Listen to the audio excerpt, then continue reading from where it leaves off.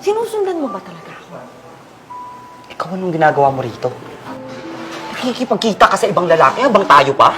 Niloloko mo ba ako, Ming? Pwede ba? Huwag kang mag-iskandalo dito. Tsaka hiwalay na tayo, no? Nakikita mo yung lalaking yun? Ha? Nakikita mo yun?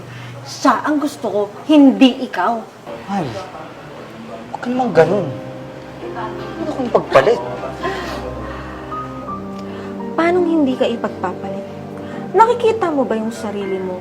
Ang pangit-pangit mo. Tsaka hindi ikaw yung tipo ng lalaking kaya kong ipagmalaki. Kaya lang naman ako nagtitiis sa'yo. Kasi may pera ka, may trabaho ka. Pero nakita mo yung bagong yun?